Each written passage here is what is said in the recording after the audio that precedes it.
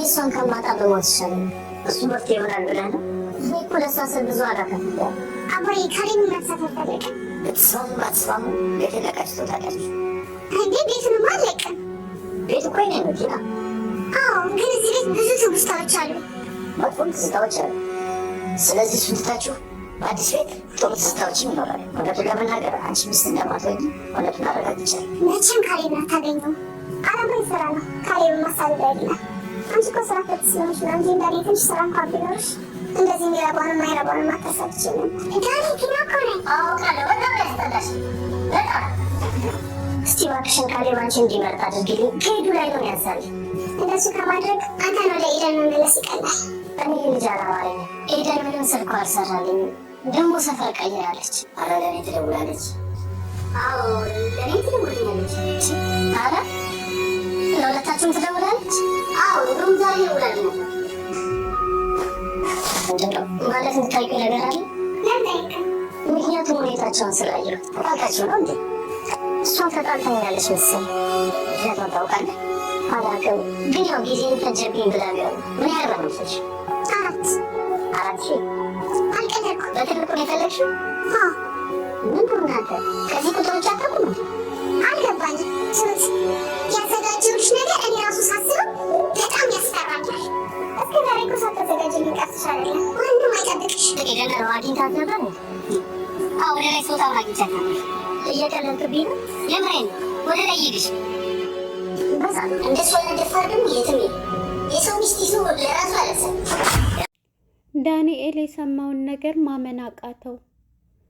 ካሌብና ሽማግሌው በሚያወሩ ሰዓት የሰው ሚስት አቅፎ መተኛት እሱስ በሰው ላይ የቀለደው በሚሉ ጊዜ እሱ ደግሞ በሩን ከፍቶ ሰማ። ይሄን የሰማው ዳንኤል ፌንት ሰራ። ማመን አቃተው። ራሱን መቆጣጠር አልቻለም። ሰላም ጤና ይስጥልን ውድና የተከበራችሁ የቻናል ቤተሰቦች እንኳን ወደ ቻናል በሰላም መጣችሁ። የግፈኛው ሚስትና የሰራተኛዋ ትሁት ፍጥጫ እንደቀጠለ ነው። ዳንኤል አሁን ላይ ሁሉንም ነገር ለማወቅ ችሏል። እንግዲህ የሚወዳትና የሚያፈቅራት ኤደን ሰፈሩንም ለቃለች። ሰፈሩንም ለቃ ምን ሆነሽ ነው እንገናኝ የኔ ፍቅር ቢላትም መገናኘት አልችልም። አዎ ሰፈር ሳልነግርህ ቀይሬያለሁ ትለዋለች። እንዴት ይሄንን ሳትነግሪኝ እያለ በደመ ነፍስ የሚመራው ዳንኤል ምንድን ነው ችግሩ? እውነት አውቃ ነው ይሄንን ያለችኝ ወይስ ምንድን ነው? የቲና ውሽማ መሆኔን አውቃ ወይስ ሳታውቅ? ይሄ ሚስጥር ደግሞ ከትሁት ውጭ የሚያውቅ ሰው የለም በማለት ራሱን ይጠይቃል። እየሮጠ መጥቶ ትሁቴን አንገቷን ሲጥ አደረጋት። ትሁቴም ስጥ አድርጓት ስኪኗን ቢላዋን ይዛ ስንት ስትልበት ለቀቃት።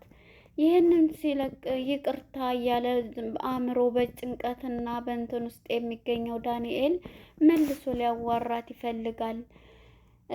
ቲና ማነች ኤደን ፊት ነሳችኝ፣ ሁሉንም ነገር ተወችኝ። ስለዚህ አሁን ላይ ምንድን ነው እያደረገች ያለችው? ሰፈርም ለቃለች። ይህን ነገር ደግሞ ከአንቺ ውጭ የሚያውቅ የለም፣ እባክሽን ነግረሻታል ወይ አውቃለች ወይ እያለ ይጨነቃል። እንግዲህ ትሁቴም ወሬ ተደብቆ የሚቀር ይመስልሃል? እንዲያውም ለዚህኛው እንዳልናገርልህ ስትለው ነበረ። ዳንኤልም እየተናደደ ከቢላዋውን በዚህ ሳልውጣ ስትለው ተነስቶ በጥፊ ስትሰጠው ተነስቶ ይወጣል ማለት ነው። የተናደደው ዳንኤል ቀጥታ ወደ ሽማግሌው ጋር በመሄድ ኤደን አኮረፈችኝ፣ ኤደን ፊት ነሳችኝ፣ ኤደን ሰፈር ቀየረች እያለ ነበር ሲያወሩት የነበረው። ሽማግሌውም ደግሞ አንተስ ምን አድርገሃት ነው? ምን አድርጌ ነው ብለህ ራስህን ጠይቅ እያለው ነበር። ምን ልጠይቅ ምን ልንትን ልበል እያለ ነበር። ምንም ያደረግኩት የለ እያለ ራሱን ይሸውዳል። ልጄ መጽሐፍ አንብብ እያለው ነበረ።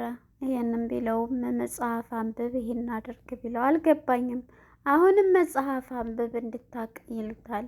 እኔ እኮ ለእሷ ብዙ መስዋዕትነትን ከፍያለሁ አባዬ ይለዋል።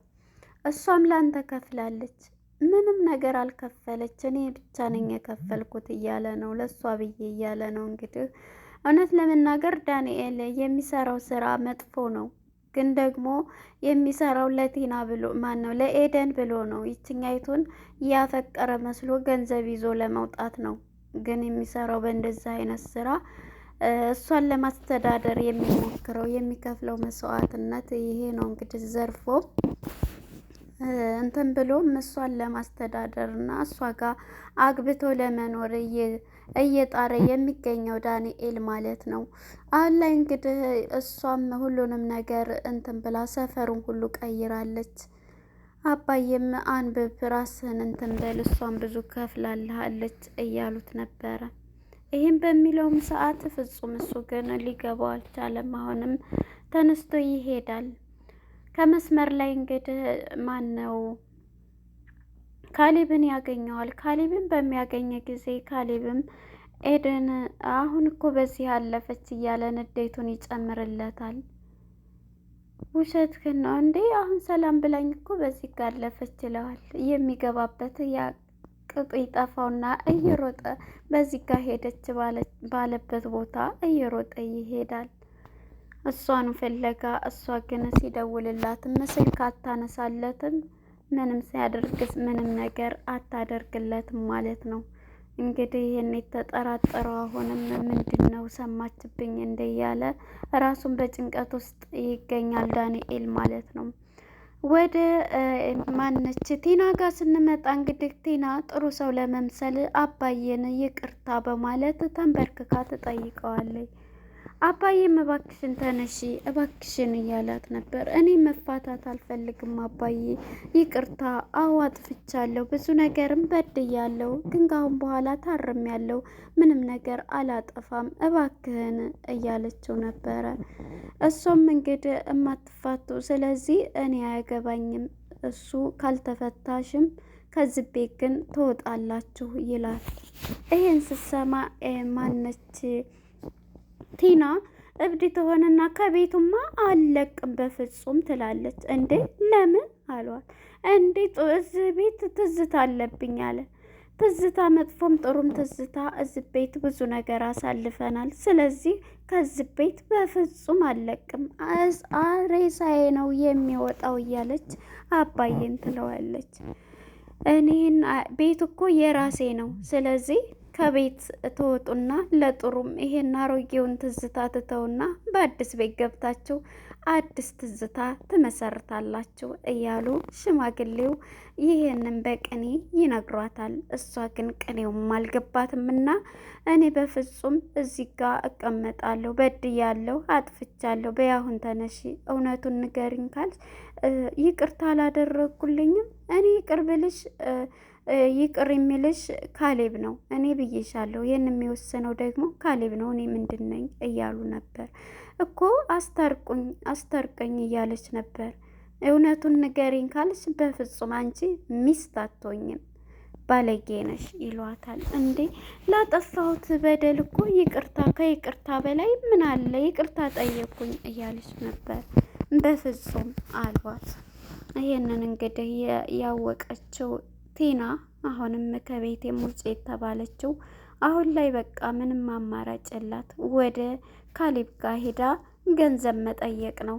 ካሌብንም ፍች እፈልጋለሁ ስትለው ነበር። እሱም እሺ ምን ልስጥሽ፣ ምን ላድርግሽ፣ ፍች ከፈለግሽ የምትፈልጊውን ነገር ንገሪኝ ሲላት ብር እንድትሰጠኝ እፈልጋለሁ ትለዋለች። እሺ ስንት ብር ነው የምትፈልጊው? 4 ምን 400 4000 ትቀልዳለህ እንዴ ትላለች። እና ታዲያ 4 ሚሊዮን እናንተ ሰዎች ከ4 አትወጡም፣ ከ4 ፈቅ አትሉም እያለ ነበረ ካሌብም ማለት ነው። ምክንያቱም ዳንኤልም እንግዲህ ከሽማግሌው 4 ሚሊዮን ብር ተበድሮ ሊሄድ ያለውን እጣው 10 ብር ወጥቶበት እድሉን ሲያነሳ መጨረሻ ላይ በሰው ገንዘብ ሲናደድና ሲበሳጭ አይተናል። እሷም እንግዲህ 4 ነው የምፈልገው፣ አትቀልድ፣ ይህን ካላደረክ ደግሞ ከቤትም ሆነ አንተንም አልፋታ ነቅነቅ አልልም እያለ ነው ባለጌ እያላን ነበረ። እሱም ይህን እያላት ሳለ እንግዲህ ተነስታ እያበደች ትሄዳለች። እንግዲህ ቲናና ዳንኤልም ይጣላሉ። ዳኒ አሁን ላይ ጭንቀት ውስጥ ይገኛል። መጥቶ ይቅርታ ብሎ ትሁቴን እባክሽን ከኤዱ ላይ አይኑን እንዳነሳልኝ አንቺ አይንሽን ስጭው ከአንቺ ጋር ያውራ እያለ ዳንኤል ወደ አንቺ ይመልከት እያላት ነበረ ትሁቴም ያው እንግዲህ መጀመሪያ ፓርት ላይ እሷን ልዳርህ እያሉት ነበር እና ይህን ሰምታለች። ብቻዋን እያሰበች ምንድን ነው እራቱ ግብዣው እያለ ነበረ። እራቱ እኮ አለፈ ሲላት ነበረ ይሄ ስትለው ነበረ። ይህን እንግዲህ ጉንጭሽን እየሳመች ነው የምትመስሊው ካሌብ እያለ ያወራታል። እሷም እንግዲህ ውጣ ከዚህ በማለት ትቷት ይወጣል እና ተመልሶም ይቅርታ ጠይቆም በቃ ከኤደን ላይ አይኑን ያንሳ፣ ቢቀማህም አይገርመኝም፣ ምክንያቱም አንተ ራሱ የሰራኸው ስራ ምን አይነት ስራ እንደሆነ ራስ ታውቃለህ ትለዋለች። እሱም ይናደዳል። እኔ በኤደን የሚመጣብኝ ኤደንን ከማጣ ሞቴን እመርጣለሁ እያለ ለሽማግሌውም ሲፎክር ነበረ።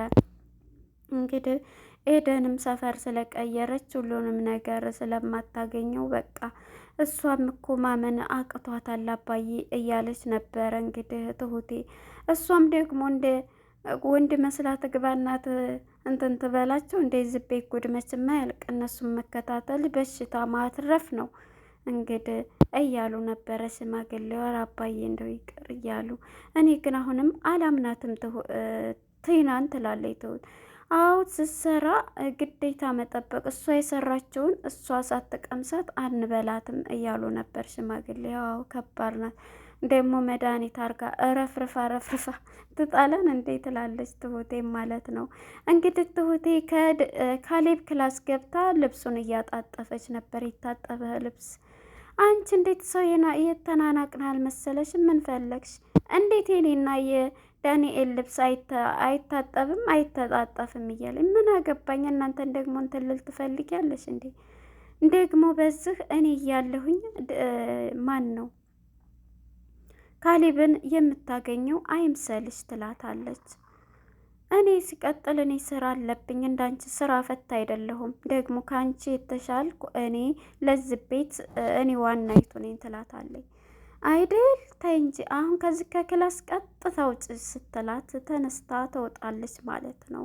እንግዲህ ይህን እየተባባሉ አንቺን ደግሞ ባልሰራልሽ ታያለሽ እያለ ኪችን ትመጣ እንግዲህ ውጭ በማለት ታስወጣታለች ማለት ነው። እንግዲህ ወደ ዳንኤል ጋር ስንመጣ ዳንኤል ውጭ ወጥቷል። ሁለተኛ ደግሞ ካሌብና ሽማግሌው እያወሩ ነው።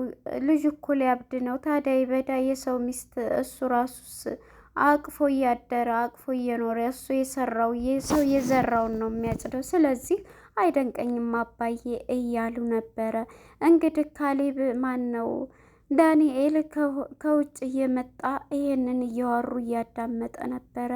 በሩን ክፍት ሲያደርግ እሱስ የሰው ሚስት ይዞ የለ እንዴ ሲል ይደናገጣል። በሩንም ከፍቶ ከድንገት ዘሎ ይገባል። ይሄን የሰማው ዳንኤል እንግዲህ አሁን ላይ መልሱን ሁሉንም አግኝቶታል። እነሱ እንዴት አወቁ? ትሁት ነግራቸው ነው ወይንስ ምንድን ነው እያሉ ነው እንግዲህ እንትን የሚሉት። በጣም ይገርማል። ለነበረን ቆይታ እናመሰግናል። ባይ ባይ።